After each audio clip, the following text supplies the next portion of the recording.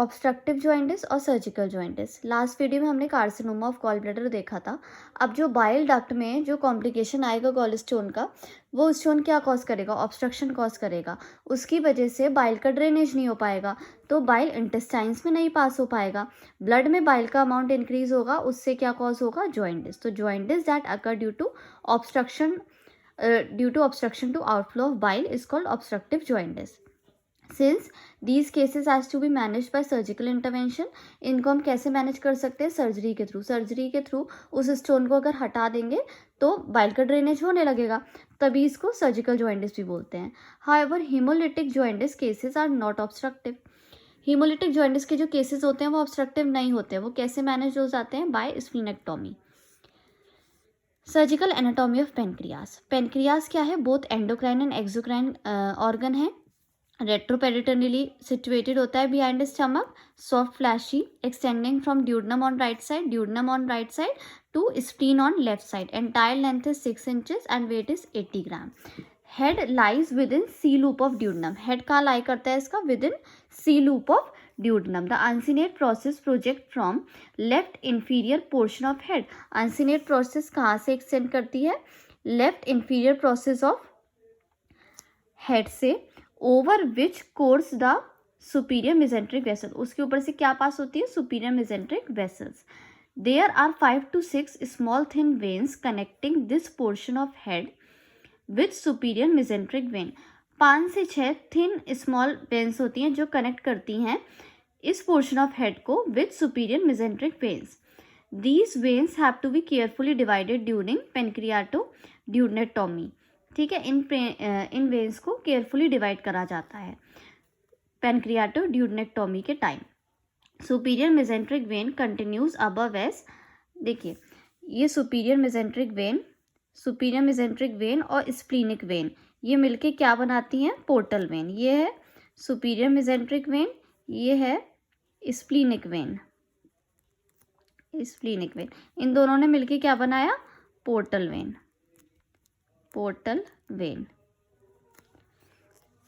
तो superior mesenteric vein continues above as portal vein after joining with splenic vein during pancreatoduodenectomy for periampullary carcinoma.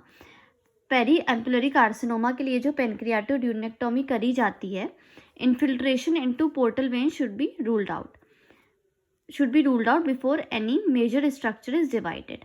देख लिया जाता है कि कहीं पोर्टल वेन तो नहीं प्रेजेंट है, तभी जो मेजर स्ट्रक्चर्स हैं उनको डिवाइड करा जाता है। This is done by inserting a finger. कैसे इसके ये करा जाता है? By inserting a finger between portal vein and head of pancreas, both from above and below. Neck क्या है इसका? जो नेक पोर्शन है is about 2 centimeter and related posteriorly to superior mesenteric vessels. Body and tail. The head and neck continues as body. जो head है, नेक है, ये किस में कंटिन्यूड होगा? बॉडी में।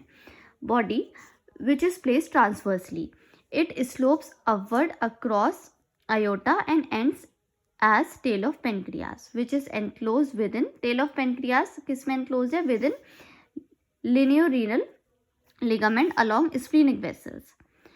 A large cystoedema arising from tail of pancreas can move with respiration because of its contact with slime. जो large cystoedema tail of pancreas से अराइज होगा, वो रेस्पिरेशन के साथ मूव करेगा। जैसे सांस लेंगे तो मूव करेगा। क्यों मूव करेगा?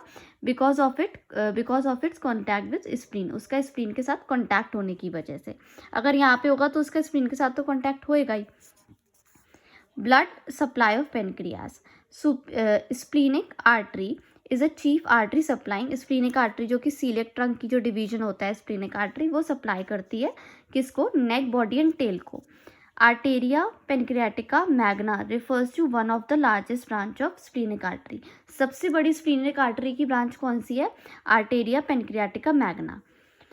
Superior inferior pancreaticoduodenal artery supply not only head. जो ये सुपीरियर और इन्फीरियर ये जो आर्टरी होती हैं, ये सुपीरियर पेनक्रियाटिकोड्यूडनल, इन्फीरियर पेनक्रियाटिकोड्यूडनल आर्टरीज, ये केवल हेड को ही सप्लाई नहीं करती हैं, बट थोड़ा पार्ट ड्यूडनम को भी सप्लाई करती हैं।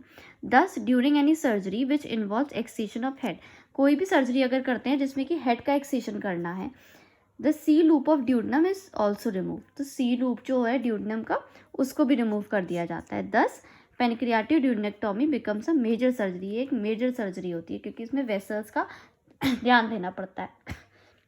Venus drainage, body neck and tail drain into splenic vein, body neck and tail किस में ड्रेन करती हैं ये, स्प्लीनिक वेन में, ये जो मैंने बताई थी। By means of multiple small veins, the head is drained by superior pancreaticoduodenal vein, head कैसे ड्रेन हो, head is drain by superior pancreaticoduodenal vein which drain into portal vein, superior pancreaticoduodenal vein किस में drain करेगी, portal vein में, and inferior pancreaticoduodenal vein drain into superior mesenteric vein, इसमें drain करेगी। अब इसके तो जो पेनक्रियास का जो एंडोक्राइन पार्ट है उसे आइसलेट्स ऑफ लैंगरहैंस बोलते हैं, इसमें सेल्स होते हैं, तो हमने पढ़ा ही है।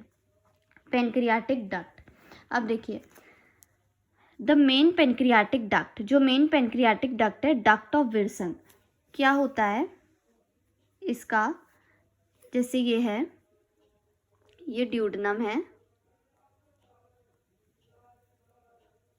ठीक है,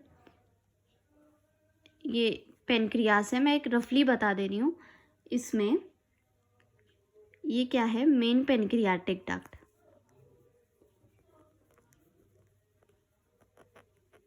मेन पेनक्रियाटिक डक्ट, जिसे कि डक्ट ऑफ सेंटोरिनी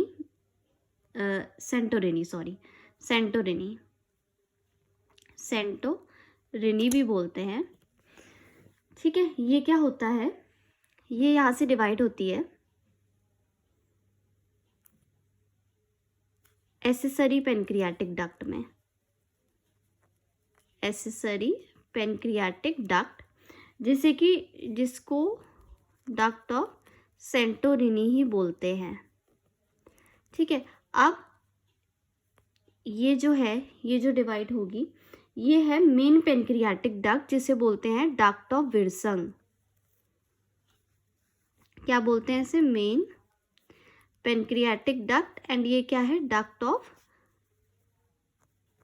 विल्सन, ठीक है। ये वाली डक्ट जो है वो ज्वाइन करती है किसके साथ, यहाँ से जो आ रही थी कॉमन बाइल डक्ट, इसके साथ ये डक्ट ज्वाइन करेगी कहाँ पे, एम्पुला ऑफ वाटर में, एम्पुला ऑफ वाटर में, ठीक है। यहाँ पे स्फिंक्टर ऑफ ऑडी प्रेजेंट होता है, ठीक है। ये पूरा डक्ट सिस्टम होता है पेनक्रियाटिक डक्ट, और पूरा पेनक्रियाटिक डक्ट यहाँ से बाइल डक्ट से ज्वाइन हुई, यहाँ पे हुई एम्पुला ऑफ वाटर, ठीक है। अब जो मेन पेनक्रियाटिक डक्ट जो मैंने आपको बताया, ये है main pancreatic duct, that is duct of Wilson, drains entire pancreas, ठीक है। ये क्या करती है, पूरे पेनक्रियास को ड्रेन करती है फ्रॉम टेल से हेड तक, ठीक है। It joins common bile duct, यही वाली डक्ट जो मैंने बताई ना, ये डक्ट ऑफ विल्सन, यही वाली जो डक्ट है यही ज्वाइन करती है कॉमन बाइल डक्ट के साथ, and forms ampulla of water. This ampulla open into duodenal papilla, अब ये एम्पुला कहाँ पे ओपन हो रहा है, ड्यूडनल पैपिला में, ठीक है। हाँ, duodenal papilla, a nipple like elevation in second part of duodenum, कहाँ पे ओपन होता है, सेकेंड पार्ट ऑफ ड्यूडनम में। Normal diameter of pancreatic duct 2 से 3 mm होती है, when it is dilated more than 6 to 8 mm, देखो नॉर्मल जो इसकी डायमीटर है वो 2 to 3 mm है, पर अगर वो ज़्यादा डायलेट हो जाए, 6 से 8 mm से ज़्यादा हो जाए, क्रोनिक पेनक्रियाटाइटिस के केस में, लॉन्गिट्यूडनल पेनक्रियाटिकोजेजुनस में जब होती है तब, ठीक है। तब क्या होता है कि पेनक्रियाटिक डक्ट का डायलेट हो जाती है मोर देन 6 to 8 mm।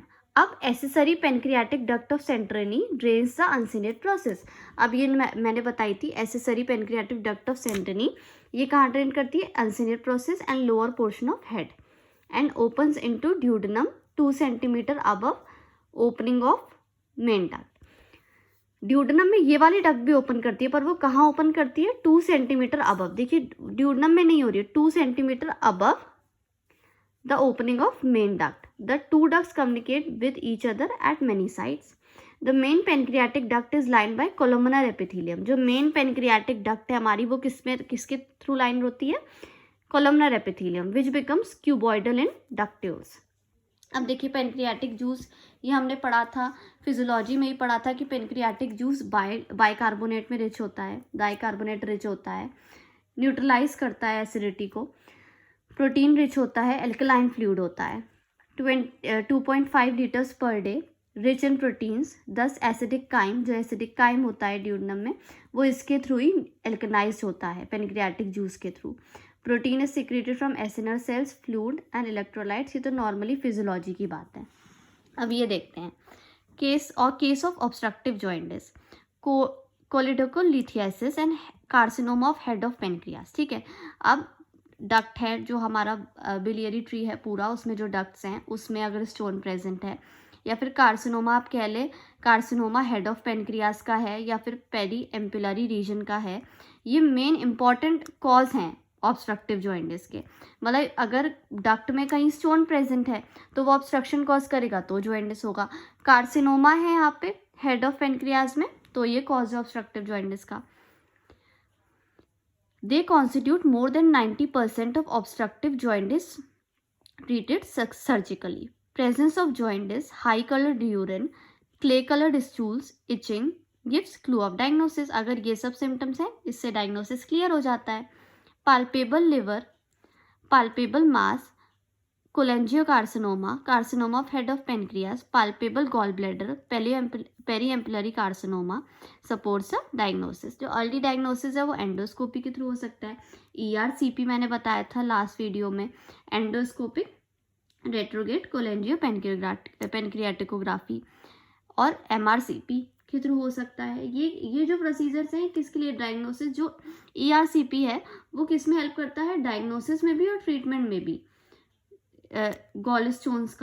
गॉलस्टोन्स अगर डक्ट में प्रेजेंट है इसमें, since the causes are many they are treated accordingly. Cause तो बहुत है, उसके हिसाब से ट्रीटमेंट देखा जाता है। Relief of pain, relief of jaundice with और without resection and malignancy should be done as early to prevent the complications. अब देखते हैं कॉज क्या कॉज होंगे। पहले तो ल्यूमन में कॉज क्या दे होंगे कि स्टोन अगर प्रेजेंट है कॉमन बाइल डक्ट में। ठीक है, कॉमन बाइल डक्ट में स्टोन प्रेजेंट है। ओवा सिस्ट एस्कैरिस वॉर्म, ये जो कोई इन्फेक्शन है उसकी वजह से। Hydrated cyst in biliary tree, stone and pancreatic duct, common bile duct junction. ठीक है, या फिर तो स्टोन पेनक्रियाटिक डक्ट है या फिर इसका जो जंक्शन है वहाँ पे है। वॉल पे कॉजेज क्या हो सकते हैं? पेरीएम्पुलरी कार्सिनोमा, पेरीएम्पुलरी कार्सिनोमा मतलब यहाँ पर हेड ऑफ पेनक्रियास में। Bile duct structures, bile duct में स्ट्रक्चर हो गया है। Stenosis of sphincter of Audi, यहाँ पे जो स्फिंक्टर ऑफ ऑडी हो गया वहाँ पे स्टेनोसिस है। ठीक है, ये सब कॉज हैं, ऑब्स्ट्रक्शन के कॉज हैं। क्लैसिकन ट्यूमर, ये क्या होता है? Carcinoma of bile duct where right and left duct join. ठीक है, जहाँ पे राइट और लेफ्ट हेपेटिक डक्ट ज्वाइन कर रही हैं यहाँ पे ट्यूमर है। कोलिडोकल सिस्ट, पोस्ट लेप्रोस्कोपिक कोलिसिस्टेक्टोमी। अब कॉजेज आउटसाइड क्या हो सकते हैं? प्रेशर क्रिएट कर रहा है डक्ट पे, तो वो क्या? Carcinoma of head of pancreas, chronic pancreatitis, इनकी वजह से प्रेशर हो रहा है। प्रेशर एक बिल्डअप हो रहा है किसमें? बिलियरी ट्री में।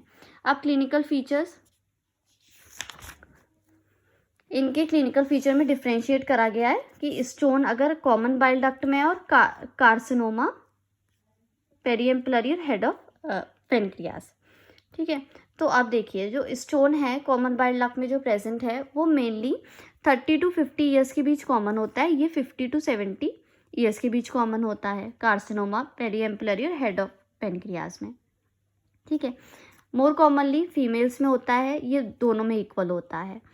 ठीक है, duration of symptom, long duration, short duration. इसमें नॉर्मली ये है, ये तो आप एक बार पढ़ लेना। इसमें जो इंपॉर्टेंट पॉइंट है वो ये है कि सिम्टम्स देखो, जो स्टोन है ना कॉमन बाइल डक्ट में, पेन, फीवर एंड जॉइंटिस, इसको क्या बोलते हैं हम? Charcoal straight.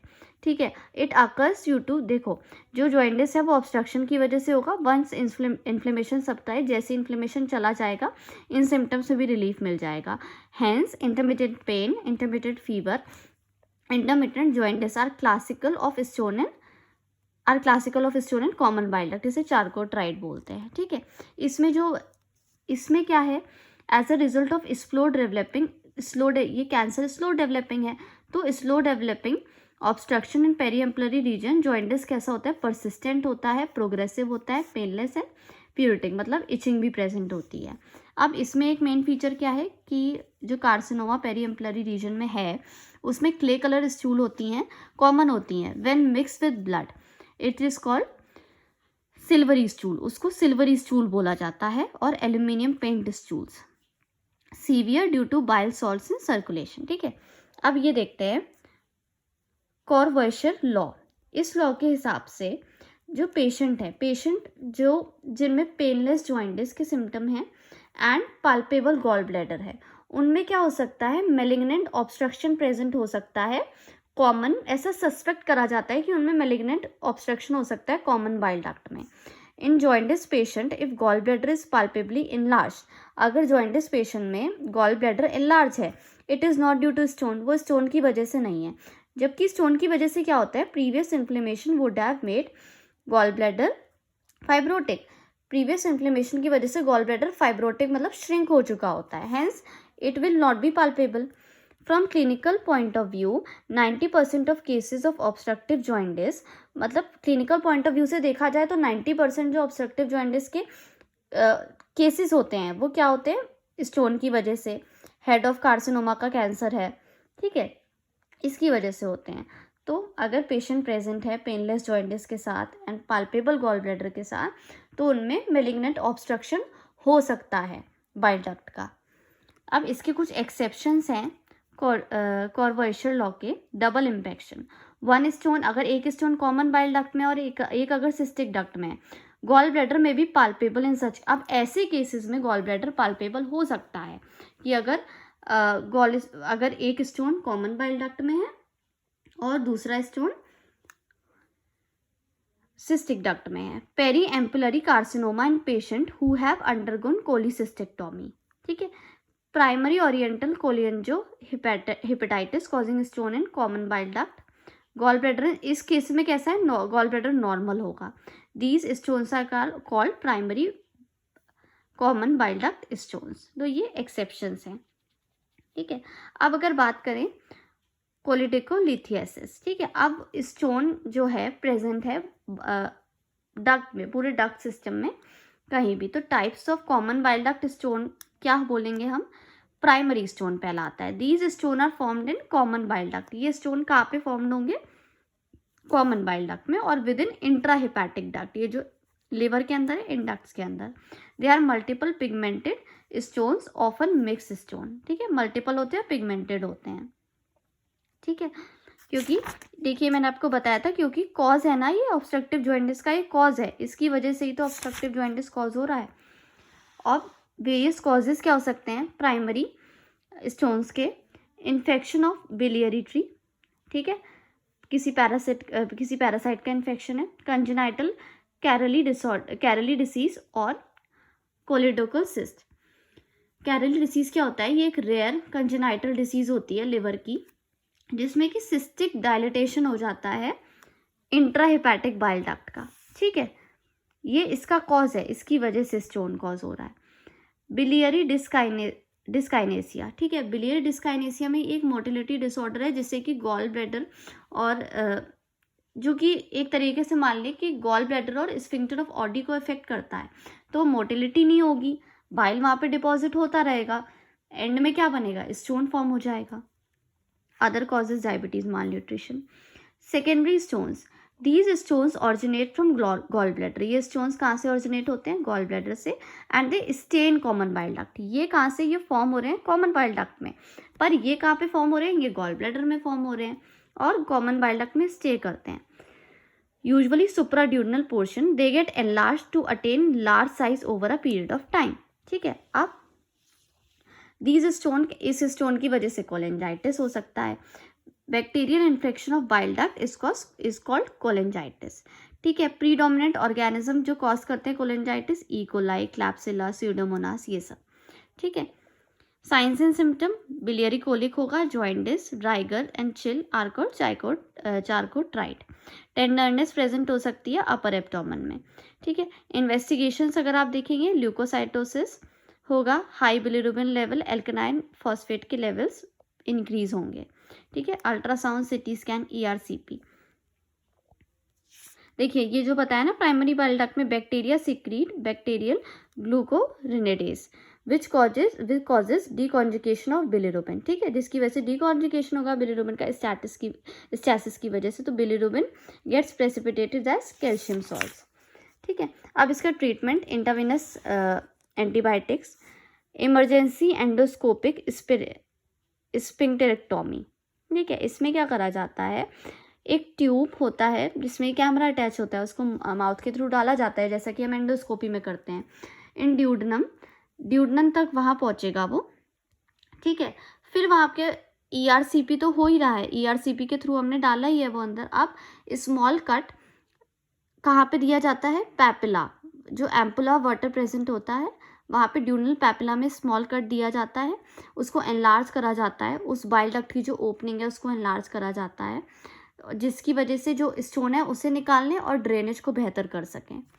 ठीक है, एक्सट्रैक्शन करा जाता है स्टोन का in choledocholithiasis, endoscopic stenting in case of stenosis of stricture, percutaneous transhepatic biliary drainage. ठीक है, इसमें क्या होता है, ये किस लिए प्रोसीजर यूज़ होता है, ड्रेन करने के लिए बाइल को, जिसकी वजह से जो प्रेशर है वो बाइल डक्ट में ना पड़े।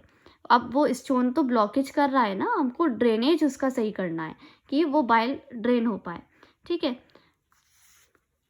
Laparotomy, drainage of common bile laparotomy के थ्रू किया जाता है, drainage of common bile duct T tube insertion के थ्रू।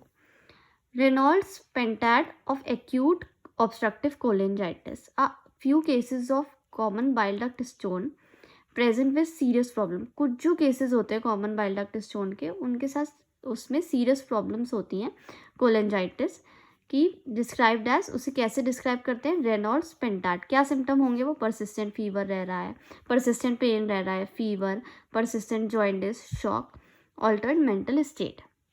ठीक है, तो जो कुछ केसेस होते हैं कॉमन बाइल डक्ट स्टोन के, उनमें सीरियस प्रॉब्लम प्रेजेंट होती है कोलिंजाइटिस की, और वो ये सारी हैं, इसको हम रेनॉल्ड्स पेंटाड बोलते हैं।